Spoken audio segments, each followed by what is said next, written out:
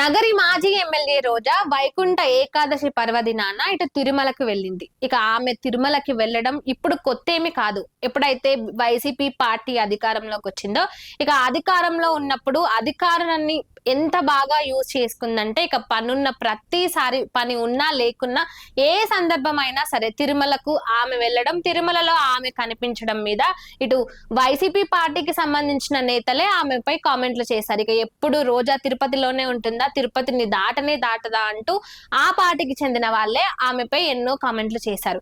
ఇక అలాంటి రోజా అధికారంలో ఉన్నప్పుడు ఇష్టానుసారంగా తిరుపతి పుణ్యక్షేత్రానికి ఒక మందనే వెనుక వేసుకుంటూ వెళ్లే రోజా ఇప్పుడు తిరుపతికి వెళ్లాలంటే కూడా ఆలోచించాల్సిన పరిస్థితి కనిపిస్తుంది. ఇక ఈ నేపథ్యంలోనే వైకుంఠ ఏకాదశి పర్వదిన సందర్భంగా ఆమె తిరుమల శ్రీవారిని విఐపి టికెట్ ద్వారా కూడా దర్శించుకుంది. ఇక ఈ అంశానికి సంబంధించి ఇప్పటికే సోషల్ మీడియాలో వైసీపీ పార్టీకి సంబంధించి, ముఖ్యంగా తిరుమల క్షేత్రానికి సంబంధించి ఎన్నో అవినీతి ఆరోపణలు ఎదుర్కొంటున్న రోజా లాంటి వాళ్ళకి విఐపి టికెట్ల ద్వారా దర్శనం కల్పించడం ఏంటి అంటూ కూడా నెటిజన్లు ఫైర్ అవుతున్నారు. అయితే ఇక ఈ అంశానికి సంబంధించి ఇటు టీటీడీ కూడా క్లారిఫై చేసింది. ఇక ఈ రోజా ఎవరైతే ఉన్నారో ఆమెకు విఐపి టికెట్ల ద్వారా, అంటే విఐపి దర్శనాల ద్వారా ఏమి ఆమెకి అవకాశం కల్పించలేదని, ఇటు అధికార పార్టీ ఎమ్మెల్సీగా ఉంటున్న వాళ్ళ సిఫార్సు వల్లనే ఆమెకు ఇలాంటి ఒక అవకాశం కలిగిందని దానిపై కూడా స్పష్టతనిచ్చారు. అయితే వెళ్ళిన రోజా ఏదైతే రోజా ఇటు పర్వదిన సందర్భంగా తిరుమల శ్రీవారిని దర్శించుకోవడానికి వెళ్ళిన రోజా ఇలాంటి కోరిక కోరలేదంట. ముఖ్యంగా ఆంధ్రప్రదేశ్ ప్రజలు మంచి ఉండాలని కదా కోరుకోవాల్సింది.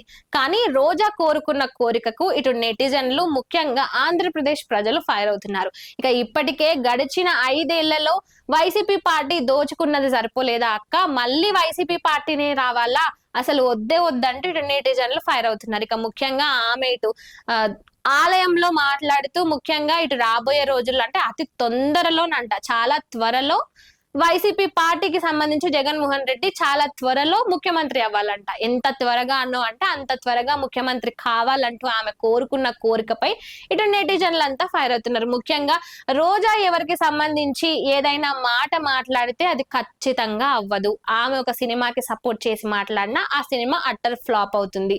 ఒక క్రికెట్ మ్యాచ్ కి సంబంధించి ఏదైనా టీం కి సపోర్ట్ చేసినా కూడా ఆ రోజు ఆ టీం డక్అవుట్ అవ్వడం ఖాయం. ఇది ఆమెపై ఇప్పుడు సోషల్ మీడియాలో వస్తున్న మాటలు.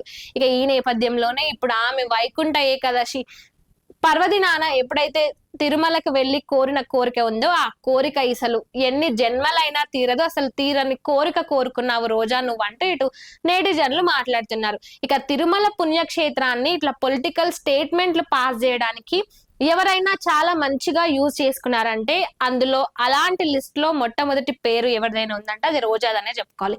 ఇటు ప్రతిసారి తిరుమల క్షేత్రానికి పెద్ద మందనే వేసుకొస్తూ విఐపి దర్శనాలు అంటూ అధికారంలో ఉన్న గర్వంతో ఎంతో మందిని విఐపి దర్శనాల పేరుతో ఎంతో మందిని దర్శనాలు చేయిస్తూ ఇటు టీటీడీకి కూడా అనేక నష్టాన్ని తీసుకొచ్చింది. అంతేకాకుండా ప్రతి ఒక్కరూ తెలంగాణ, ఆంధ్ర ప్రజలను మాత్రమే కాకుండా ఇటు శ్రీవారిని దర్శించుకొని శ్రీవారిని ఎంతో గొప్పగా పూజించే ప్రతి ఒక్కరికి కూడా ఇటు ఆంధ్రప్రదేశ్ తిరుమల తిరుపతి లడ్డు అంటే ఎంత ప్రత్యేకమో చెప్పాల్సిన అవసరం లేదు. అలాంటి లడ్డు విషయంలో కల్తీ నెయ్యి విషయానికి సంబంధించి, ఈ స్కాములన్నిటికీ సంబంధించి, ముఖ్యంగా ఇటు ఆయన్ని చూడ్డానికి, శ్రీవారిని చూడ్డానికి ఎంతో మంది 1000 కళ్ళతో ఎదురు చూస్తూ ఉంటారు.